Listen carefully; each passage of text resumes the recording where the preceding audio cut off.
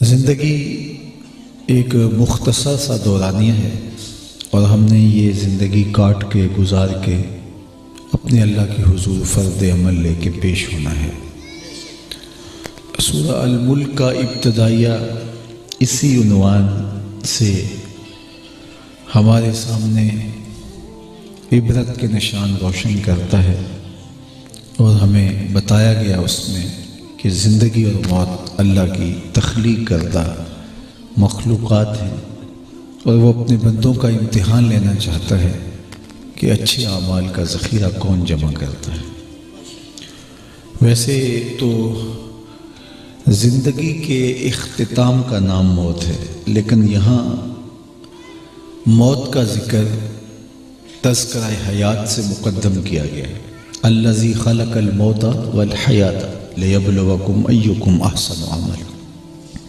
تو حضرات مفسرین نے اس پہ یہ بات کی ہے کہ موت کا تذکرہ حیات سے مقدم رکھنے کا مقصد یہ تھا کہ غافل انسان کو تنبیہ کی جائے کہ زندگی پر امید لگا کے بیٹھ نہ جانا، تو نے اس دنیا سے رخصت ہونا ہے اور موت تیری طاق میں ہے۔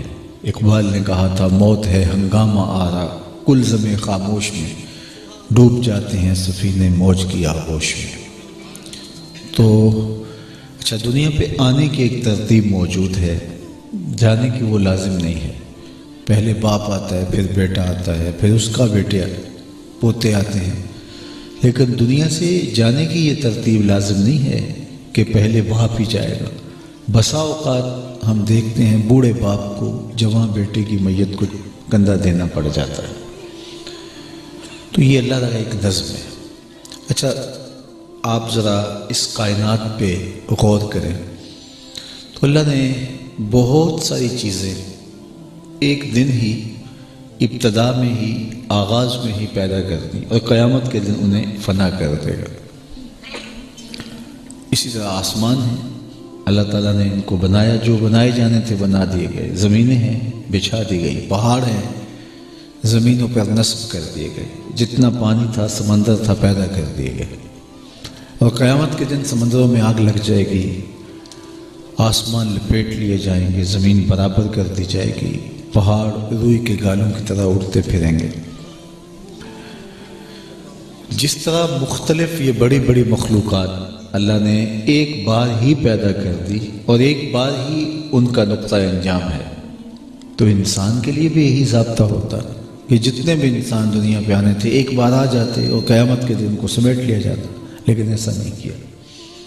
اگر ایسا کیا جاتا تو بہت سارے لوگ موت کا ہی انکار کر دیتے، اور آج ہر مسئلے میں اختلاف موجود ہے، لیکن کوئی دھرم، کوئی فرقہ، کوئی گروہ، کوئی مذہب، کوئی مسلک موت کا انکار نہیں کرتا۔ لوگوں نے وجود باری کا انکار کیا، لیکن موت کا وہ بھی انکار نہیں کرتے، اس لیے کہ اس کو اپنی آنکھوں کے سامنے دیکھتے ہیں۔ قافلہ حیات سے بچھڑتے ہوئے لوگ ہم خود اپنی نگاہوں سے ان کا مشاہدہ کرتے ہیں، ہم سے جدا ہوتے ہیں، ہم خود لوگوں کو لحد میں اتار کے واپس پلٹتے ہیں۔ تو یہ اس نے اس لیے رکھا تاکہ ہمیں آخرت کی تیاری کرنی آسان ہو۔ یہ دیکھیے کہ اللہ تعالیٰ جل شانہ نے جو لوگ ہم سے بچھڑتے ہیں، جدا ہوتے ہیں، ان کو ہمارے لیے عبرت بنایا ہے۔ حضرت امام غزالی علیہ رحمہ نے یہاں ایک بڑی خوبصورت بات لکھی، فرماتے اللہ نے مرنے والوں کے ذریعے سے پسماندگان پر احسان کیا۔ تو امام غزالی سے سوال ہوا کہ کیسے احسان ہے؟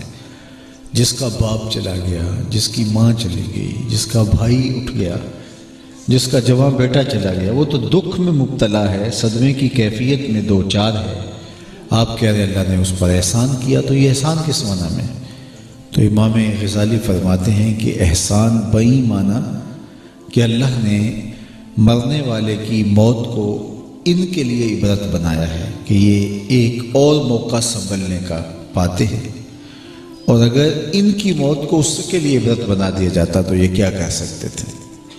تو یہ اٹھتے ہوئے جنازے، یہ پھیلی ہوئی قبریں، یہ ہم سے بچھڑتے جدا ہوتے ہوئے لوگ ہمارے لیے پیغام موت ہیں، اور یہ ہمیں بتا کے جا رہے ہیں کہ ہم جا رہے ہیں، ہمارے پیچھے تم بھی آ رہے ہو۔ اللہ اکبر۔ حضرت یعقوب علیہ السلام نے حضرت اسرائیل سے عہد لیا ہوا تھا کہ میری روح قبض کرنے کے لیے اچانک نہیں آنا، پہلے قاصد بھیج دینا تاکہ میں موت کی تیاری کر لوں۔ پیغمبر تو تیار ہی ہوتے ہیں، لیکن کچھ چیزیں تعلیم امت کے لیے ہوتی۔ تو انہوں نے کہا جی میرا عہد رہا، میں آپ کی روح قبض کرنے کے لیے جب آؤں گا تو پہلے سے کوئی پیغام، کوئی قاصد بھیجوں گا۔ ایک عرصہ گزرنے کے بعد حضرت اسرائیل حاضر ہوئے، پوچھا کدھر آئے ہو؟ کہا قبض روح کے لیے۔ کہا تمہارا وعدہ کدھر گیا؟ تم نے تو کہا تھا پہلے قاصد بھیجوں گا، کوئی پیغام بھیجوں گا، تو تم نے کوئی قاصد اور کوئی پیغام نہیں بھیجا اور آ گئے۔ کہا حضرت میں نے تو قاصد بھیجے تھے۔ فرمایا میرے پاس تو کوئی نہیں آیا۔ عرض کی حضرت آپ کے سامنے کتنے لوگوں کی موت واقع ہوئی، یہ میرا قاصد نہیں تھا تو اور کیا تھا۔ آپ کی داڑھی میں سفید بال آ گئے، یہ میرا قاصد نہیں تھا تو اور کیا تھا۔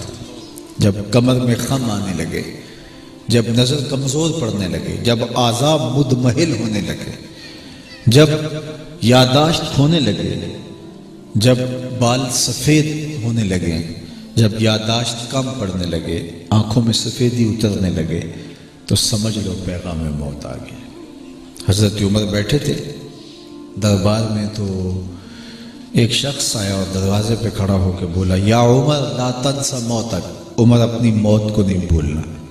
اور حضرت عمر یوں کانپ رہے جس طرح بیت کی شاخ کانپتی ہے، اور اسے بلایا، پیار دیا اور فرمایا کہ روز آ جایا کر اور یہاں کھڑے ہو کے مجھے تذکیر موت کیا کر، مہینے کے بعد مشاہرہ بھی دیتے ہیں۔ ایک دن وہ آیا تو کہا آج کے بعد نہیں آنا۔ کوئی اور آنے لگا؟ فرمایا نہیں۔ تذکیر موت کی ضرورت نہیں رہی؟ فرمایا نہیں۔ مجھے چھٹی پھر کیوں دی جا رہی ہے؟ تو حضرت عمر ہوئے، داڑھی پہ ہاتھ رکھا، ایک بال الگ کیا، کہا یہ دیکھ میری داڑھی میں سفید بال آ گیا، اب تیرے آنے کی ضرورت نہیں ہے، یہی مجھے چین سے نہیں بیٹھنے دے گا، ہمارے تو پورے بال بھی سفید ہو جائیں۔ میاں صاحب نے کہا ہڈیاں کمبن گوڈے کھڑکن، اڑ گیا نک تیرا، اجے بھی بدیوں باز نہ آئوں، جیو مرد دلیرا، فما اصبرهم علی النار۔ اللہ قرآن مجید میں ایک موقع پہ فرمایا لوگوں کا آگ پہ کتنا حوصلہ ہے، کتنی ڈٹائی کے ساتھ کہہ دیتے ہیں یہ جہاں مٹھا اگلا کس نے ڈٹا۔ کوئی کہتا فلاں بخشا گیا تو میں بھی بخشا جاؤں گا، اچھا اگر وہ نہ بخشا گیا تو پھر تجھے جہنم قبول ہے؟ کتنی ڈٹائی ہے، فما اصبرهم علی النار، کتنا حوصلہ ہے، کتنی جرأت سے بات کر لی جاتی ہے۔ یہ مختصر زندگی ہے، یہ خواب بکھر کے ٹوٹ جانا ہے، کچھ باقی نہیں بچنا۔